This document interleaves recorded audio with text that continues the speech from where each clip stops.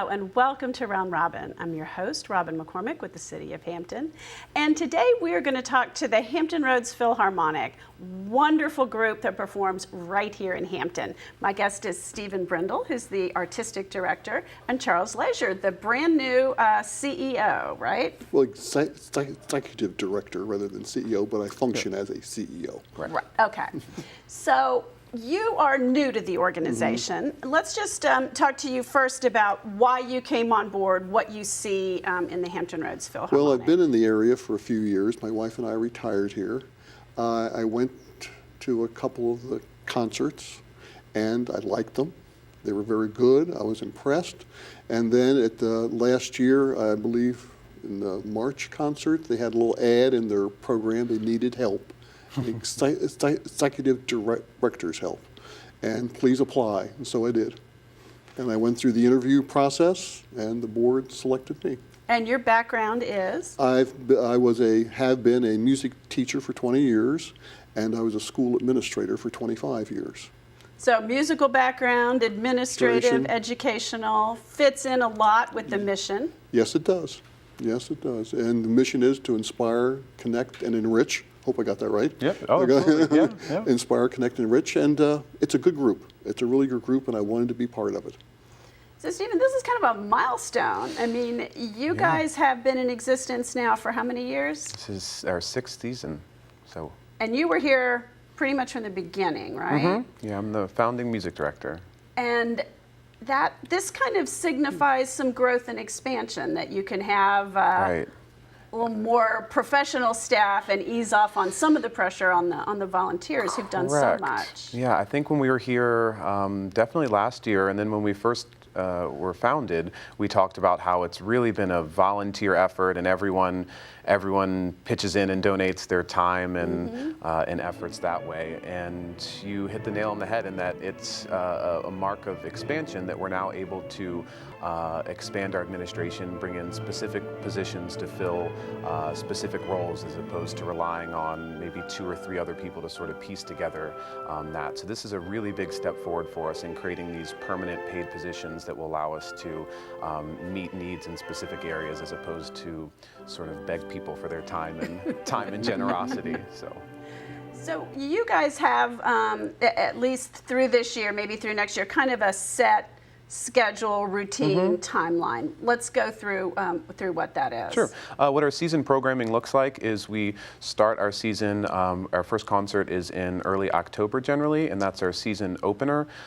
We do 4 performances throughout the season, so including that, we then have one in December, which we tend to focus on kind of winter-inspired classics and also holiday pieces that people like to hear that time of year. Moving in towards the spring, we have in March our Young Artist Competition performance. So every year in the fall, we hold our Young Artist Competition, which registration is now open for, and we're hoping that any young performers will get in touch with us for that. And the winner of that will be invited to perform on a March program that's going to showcase that talent. And then we finish out in May with a big season finale, and we try to aim for a lot of well-known pieces that everyone will come out and enjoy. So it's, it's got a mix. I mean, it is the classic, it's the Philharmonic, but it's also got a little bit of a pops or a popular kind of thing going. We try to balance out our season so that we have kind of our classic series where you can expect a big symphony, an overture, a classical concerto, and things like that.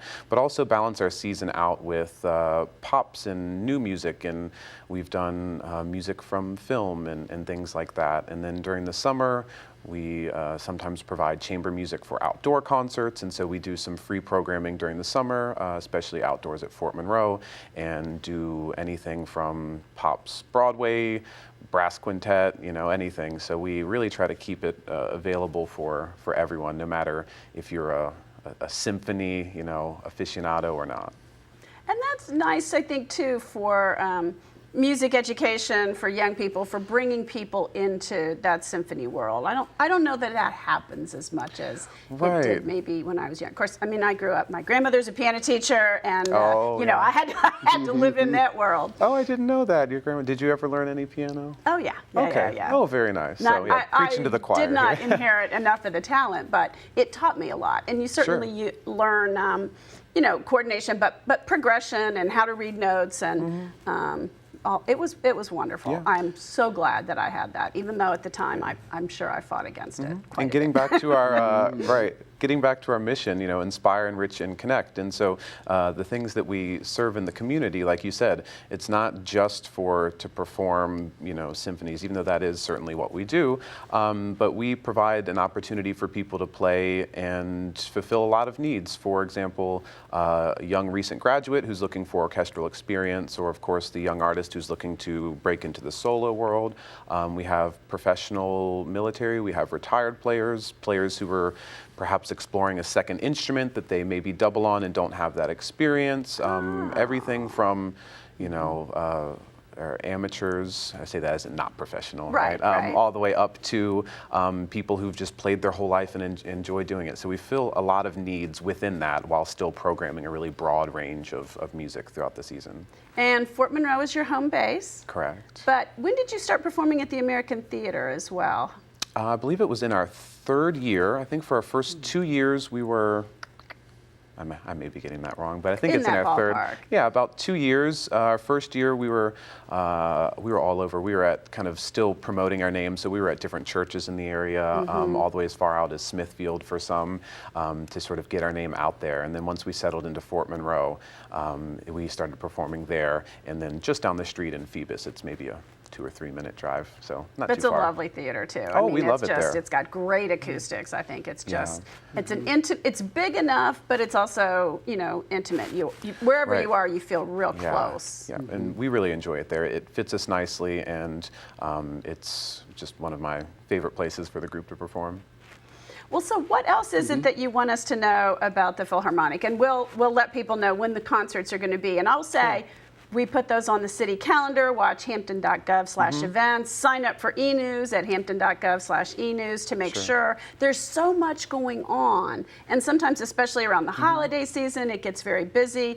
People may miss that. So I want to make sure they know what you're doing. Right. I think the biggest thing that I would like people to know, and this is my sort of personal goal with classical music, is everyone imagines that it's so stuffy. They think it's all, I don't know, 90 minutes of maybe Mozart, they imagine, you know, or a string quartet. They imagine that sort of just light, dainty, you know, just sort of background music. And what I wish people would realize is that if they, you know, wanted to step out of that sort of box that it's put in, there's all sorts of drama and intensity and passion and heartbreak and anger, and just it's really the full range of human emotion. And most people, I think, have a very narrow view of maybe about 75 years out of the hundreds of years of the classical music tradition, and we perform much more than that. And I think everyone who has come to a concert that it might not have been their thing, or they came just because one of their friends was in it or something, they came out of it going,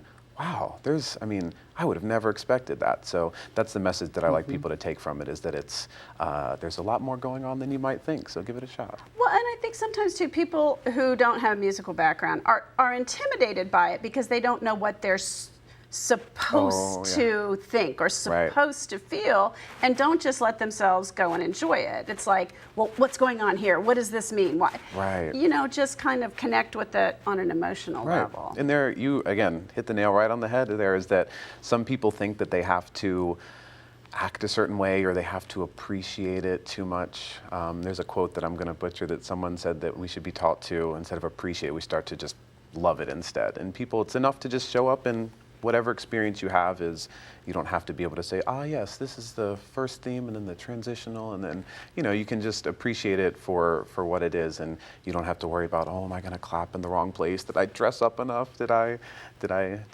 show up and do classical music right, you know? And isn't that's that sort of arts divide where people don't understand or aren't familiar and don't don't just explore. I mean, I used to have James Warwick Jones on the show, and we would talk about paintings or sculpture or artwork, and I would ask him a question about what is this supposed to be, and he would always turn it back around to me. What do you see? What do you feel? What does it do for you? And I think we're all afraid we'll be wrong, and so we don't just open up and give it a shot. Sure.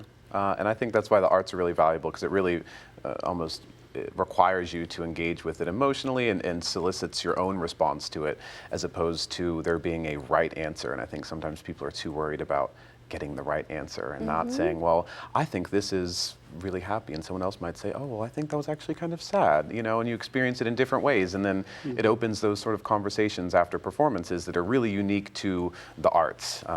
So I think that's a really salient point that makes the arts a really valuable experience to participate in.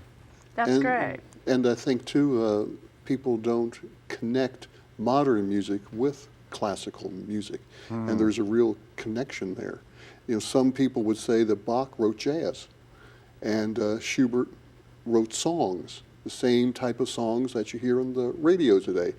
And Mozart, he did a lot of his work was just using 3 or 4 chords, which is just like people here today. They do connect.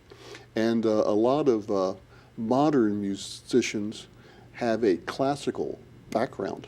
And you will hear in their music, if you listen hard enough, you'll hear say, well, gee, that's Mozart in there a little bit. And people don't know that until they come to a concert and listen and say, I've heard that before. Sure. Where have I heard it before? I love that point, and that the fact that for some people they think opera is, for example, so fancy and inaccessible, but for that, I mean, those were the movies and the popular music of the day. That's right. It was. Schubert wrote songs, you know, that's writing pop music essentially of the day, and that's and when people think it's really sort of high and inaccessible and out of their reach, I mean, they're writing about the same things that people have been dealing with for hundreds of years, and it's all love, death, war, Yes. nature, beauty, all of those everything, things. all in between. So that's a really good point, and that you know, at some point, all music was modern music at some point. So whether it's Bach, and you know, people thought you know, like you said, he wrote jazz. Some people, with the amount of harmony and the complex development of harmonies that he was doing there, at one point that was craziness. That was, you know, crazy, so it's just interesting that the perspective is there. So if you take a larger sort of perspective of it, if people would come and, you know, give it a shot. And as Stephen said, what we want to do with our audiences, have them come and enjoy and listen. Yep. That's what it is. Come and enjoy and listen and open up their minds. Okay. Well, thank you both very much. And thank you for watching. I hope that you will go to one of these concerts, enjoy, open your mind, have fun, and just experience the music. Thanks for watching.